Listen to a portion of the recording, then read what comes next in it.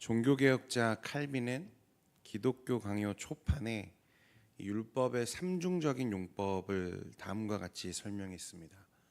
쉽게 말하면 이 율법에 세 가지의 역할이 있다, 이렇게 이해해도 될 것 같습니다. 첫 번째는 이 율법은 하나님의 의, 즉 하나님께서 우리에게 요구하시는 의의 기준이라 말합니다. 그 기준은 우리의 행실을 판단하며 판결하는 기준입니다. 우리가 행하는 것이 죄인지 아닌지, 그것이 하나님의 의에 부합하는지 그렇지 않은지를 판단하며 죄는 그 죄에 따라 심판으로 판결하는 기준이 율법이다, 이것입니다.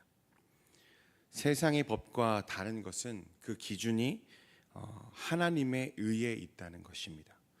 불완전한 사람의 이 윤리적, 도덕적 가치 기준과는 이 차원이 다른 것이죠.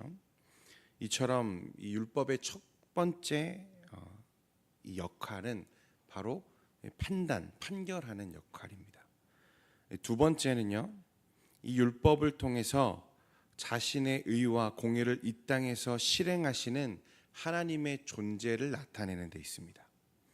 율법은 하나님을 복수자가 되실 분으로서 선포하는 역할을 합니다. 즉 율법을 어기는 것은 하나님의 심판과 복수 아래 놓여지는 것이므로 이 율법은 그 자체로 죄를 억제하는 능력을 가지고 있다는 것입니다. 하나님은 죄로 인해 전적으로 타락한 이 인류가 얼마나 심각하게 오염되었는지 정확하게 알고 계셨습니다. 그것은 율법을 맡은 이스라엘 민족도 마찬가지죠. 하나님은 이 율법의 존재로 말미암아 이스라엘 백성들 가운데 죄가 억제되고 그것을 통해서 하나님의 공의와 의가 이 땅 가운데 이 이스라엘 민족을 통해서 실현되기를 바라셨다는 것입니다. 의로운 것과 올바른 것에 대해서 아무 관심도 없는 사람들이 이 최소한 형벌의 공포에 의해서 이 죄가 제지되고 억지되는 것, 하나님이 율법을 만드신 두 번째 이유였습니다. 마지막으로 세 번째는 율법은 성도들에게 무엇이 주님의 면전에서 옳고 기쁨이 되는 것인지를 더 많이 권고하는 역할을 한다 말했습니다. 즉 그들이 율법에 의해 영향을 받고 감동되어서 주님의 뜻대로 순종하고자 갈망하기를 하나님이 원하셨다는 것입니다. 요약하면 율법은 성도들에게 권고입니다. 하나님을 더욱 사랑하도록 권고합니다. 하나님을 더욱 기쁘시게 하는 삶으로 성도들을 권고하는 것이 율법의 세 번째 목적이었다는 것입니다. 이 부분이 참 감동이 되는데요. 하나님이 율법을 만들어 놓으시고 이스라엘 백성들을 그 율법으로 억압하고 억제하고 제지하고 가두어 두는 것이 목적이 아니라 하나님을 더 사랑하게 하고 하나님을 더 기쁘시게 함으로 말미암아 하나님과 이스라엘 백성의 관계가 아름답게 유지될 수 있도록 하셨다는 이 아름다운 목적이 이 율법 가운데 있었다는 것입니다. 오늘 이 본문 말씀에 보면 이 율법에 대해서 바울이 이야기하는데요. 우리 17절 18절 말씀 우리 함께 읽어보도록 하겠습니다. 시작. 유대인이라 불리는 내가 율법을 의지하며 율법의 교훈을 받아 하나님의 뜻을 알고 지극히 선한 것을 분간하며. 바울도 이 율법에 대해서 같은 이야기를 하지요. 하나님의 선민으로 선택받은 이 유대인들에게 율법이란 의지하며 하나님을 자랑하고 하나님의 뜻을 알아 선한 것을 분간하는 데 목적이 있다 말합니다. 계속해서 말씀해 보면 율법은 마치 맹인의 길을 인도하는 자요 어둠에 있는 자의 빛이라 바울이 이야기하죠. 율법은 하나님 앞에서 완전히 길을 잃어버린 우리 인생들 가운데 갈 길이 되어주며 눈이 보이지 않아 길을 헤매는 소경과 같은 우리를 안전한 길로 인도하는 이 길잡이가 된다. 바울은 그렇게 이야기합니다. 이 율법이 유대인, 하나님의 선민임을 자처하는 너희 유대인들에게 주어졌다고 바울은 이야기하죠. 그들은 자신을 어리석은 자의 교사요 어린아이의 선생들로 자처했다. 바울은 이야기합니다. 여기까지는 사실 아무런 문제가 없습니다. 율법 자체는 하나님이 주신 것으로 완전합니다. 그리고 그 율법은 하나님이 택하신 이스라엘 민족에게 주어졌고 그들은 부지런히 이 율법을 암기했습니다. 배웠습니다.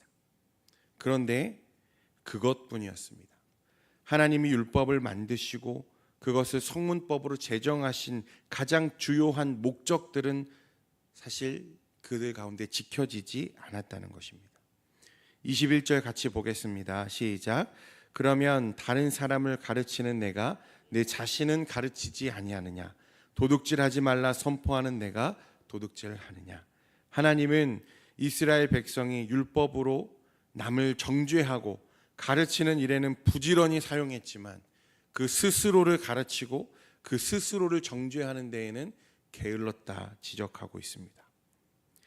성도 여러분, 율법을 아는 것이 율법을 지키는 것과 같지 않음을 기억해야 합니다. 유대인의 소명은 율법을 소유하고 하나님의 뜻을 알고 율법의 교훈을 가르치는 것에 그치는 것이 아니었습니다. 율법을 소유한 백성으로 율법의 교훈대로 살아내야 하는 의무가 그 안에 있었다는 것입니다. 하나님의 뜻을 아는 자는 그 뜻에 순종하며 선을 행해야 합니다. 바울이 왜 이 같은 이야기를 할까요? 유대인들은 자신들이 하나님의 택하신 선민이라 자처했습니다. 율법을 가지고 있는 자신들이야말로 하나님의 의로운 백성이라 생각하고 있었다는 것입니다. 그러나 바울이 왜 이것을 지적하느냐? 그것은 너희들이 율법을 소유해서 너희가 의로운 것이 아니라 그 율법이 삶을 통해서 실천되고 행해질 때 비로소 의로운 것이다 지적하는 것입니다. 즉 율법을 가지고 있으나 율법을 행하지 않고 실천할 능력을 상실해버린 유대인 너희들은 하나님 앞에서 이방인들과 다르지 않은 죄인들이라 바울은 지적하는 것입니다. 율법을 소유한 유대인 사회도 이방인 사회와 다를 바 없이 악행이 만연했습니다. 율법을 자랑하면서 율법을 범하고 하나님을 자랑하면서 하나님의 뜻을 거슬러 행하는 것이 유대인들이었습니다. 그들의 자랑거리를 모욕거리로 전락시켰습니다. 그러면서도 그들은 여전히 자신들은 하나님의 선민이라는 착각에 사로잡혀 있었다는 것입니다. 주 안에 사랑하는 성도 여러분, 실천하지 않는 믿음은 믿음이 아닙니다. 행함이 없는 믿음은 믿음이 아닙니다. 율법이 실천되어질 때 하나님의 의가 드러나는 것이지 율법을 가지고 있다고 해서 그들이 의롭게 되는 것이 아니라는 것입니다. 그래서 23절 말씀에 기록된 바와 같이 하나님의 이름이 너희 때문에 이방인 중에서 모독을 받는도다. 바울은 무섭게 유대인들을 지적합니다. 성도 여러분, 그리스도인들이 정의와 사랑의 하나님을 자랑하면서 정작 불의하고 부도덕하고 무자비한 삶을 살 때 여러분 하나님이 모욕을 당합니다. 작금의 한국교회가 그렇지 않습니까?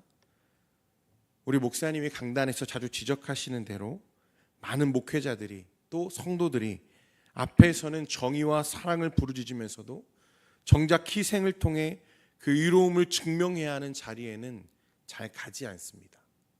도망칩니다. 경건의 모양은 있으나 경건의 능력을 잃어버린 시대를 우리가 지금 살고 있습니다. 주 안에 사랑하는 성도 여러분, 하나님의 백성으로 복음을 맡은 자들로서 실천하는 믿음, 행하는 믿음으로 살아가는 저와 여러분 되기를 소원합니다. 이 유대인들이 율법만큼이나 자랑거리로 삼았던 것이 할례입니다. 할례자인가 무할례자인가, 초대교회에서도 계속된 이 논란이 바로 이 할례였습니다. 그만큼 유대인들에게 이것이 중요한 것이었죠. 그들은 할례 받은 사람만이 하나님의 백성으로서의 자격이 있다고 믿었습니다. 그러니 할례 받지 않은 이방인들이 구원받지 못했다 그들은 생각했습니다. 몸의 할례가 언약 백성의 자격을 부여한다고 생각되어졌던 것이죠. 이것은 교회 안에서 늘 논쟁으로 이어졌습니다. 그러나 바울은 뭐라고 이야기합니까? 몸의 할례가 언약 백성의 자격을 부여하지 않는다 말합니다. 할례는 이미 언약 백성이 되어 계명을 지킬 의무가 있는 자들에게 주신 표시이다. 따라서 계명을 지키지 않는 자들에게 할례는 무익하다 말합니다. 오히려 할례가 그들의 불순종에 대한 심판의 정당성을 지지하는 증거가 된다고 이야기합니다. 성도 여러분, 이 모르고 하는 죄가 나쁩니까? 아니면 알고도 하는 죄가 더 나쁩니까? 당연히 알고도 하는 죄가 더 나쁩니다. 할례 받은 자로서, 율법을 맡은 자들로서 하나님의 공의를 실천해야 하는 유대인들이 하나님의 공의가 무엇인지 잘 아는 그들이 하나님 앞에 오히려 불순종하고 불의를 행했습니다. 그런데도 그들은 할례를 자신의 이 표로 내미며 나는 할례 받은 사람이라고 그들은 자랑하고 있었다는 것입니다. 성도 여러분, 하나님의 백성, 그 참된 가치는 겉모습에서 드러나는 것이 아닙니다. 바울은 몸의 할례보다 중요한 것이 마음의 할례라고 말합니다. 겉모양만 바꾸고 마음을 바꾸지 않으면 사람에게는 칭찬받을 수 있을지 모르지만 하나님께 칭찬받을 수 없다, 바울은 이야기합니다. 성도 여러분, 우리도 기억해야 합니다. 우리의 종교적인 행위야 외적인 모습이 우리의 정체성을 보장하는 것이 아닙니다. 중요한 것은 우리 내면이 얼마나 하나님 중심적인 삶으로 이루어져 가고 있는지, 그것이 더욱 중요합니다. 주 안에 사랑하는 성도 여러분, 오늘 이 시대에 필요한 것은 바로 이런 사람입니다. 시대적인 사조가 어떠하든지 주위 환경이 어떠하든지 하나님의 말씀을 기준 삼아 마음의 할례를 행하고 오직 하나님의 뜻을 이 땅에 이루어 드리기 위해 몸부림치는 이 한 사람의 성도가 이 시대에는 필요합니다. 앞에서는 정의를 부르짖으면서 정작 희생이 필요한 자리에는 도망치는 이 불의한 자들이 아니라 하나님의 명령에 따라 때로는 자신의 것을 희생하며 또 희생당할지라도 그것을 기꺼이 감내할 수 있는 한 사람의 의로운 성도가 필요하다는 것입니다. 바라기는 이 하나님이 기다리는 이 한 사람이 저와 여러분 되기를 소원합니다. 기도하겠습니다. 거룩하신 하나님 아버지, 오늘 이 아침에 또 말씀을 나누며 하나님 앞에서 우리의 삶을 돌아봅니다. 율법을 맡은 자들로서 율법을 행해야 함에도 불구하고 불의하고 또 불순종했던 이 이스라엘 백성들처럼 혹 우리의 삶에 하나님의 백성으로서 하나님의 이 은혜 받은 자들로서 그 모습을 상실하고 불의하며 부도덕한 일에 앞장서지는 않았는지 우리의 삶을 돌아봅니다. 하나님, 오늘 하나님이 이 시대에 찾으시는 한 사람, 오직 하나님의 뜻을 이 땅에 이루어 드릴 수 있는 모든 성도들 될 수 있도록 주님 축복하여 주시옵소서. 특별히 예배를 위해서 하나님 앞에 찬양으로 영광 돌린 우리 시무 집사님들과 또 우리 교역자들, 오늘 말씀처럼 하나님 앞에 의를 행하며 순종하며 하나님의 뜻을 이루어 드리는 모든 삶이 될 수 있도록 주여 인도하여 주옵소서. 우리 집사님들의 삶을 축복하여 주시고 하시는 모든 사업과 직장과 모든 일 가운데 주님 형통함으로 동행하여 주시옵소서. 오늘 이 아침에도 주님의 의를 구하며 이 자리에 나와 예배하는 모든 성도들 가운데 하나님 인도하여 주시고 은혜 주시며 또 기도하는 바 우리의 모든 기도가 하나님 앞에 응답되는 놀라운 시간 될 수 있도록 인도하여 주시옵소서. 이후에 계속해서 자신의 기도 제목 가지고 기도하며 나아갈 때 하나님 은혜 베풀어 주시고 주님의 은혜를 경험하는 귀한 시간 되도록 인도하옵소서. 모든 말씀 예수님의 이름으로 기도합니다. 아멘. 지금은 우리 주 예수 그리스도의 은혜와 하나님 아버지의 무한하신 사랑하심과 성령의 위로 교통 충만하게 하심이 이 자리에 나와 하나님 앞에 예배하는 모든 주의 권속들과 성도들 가운데 각 가정 위에 지금으로부터 영원토록 함께 하시기를 축원하옵나이다. 아멘.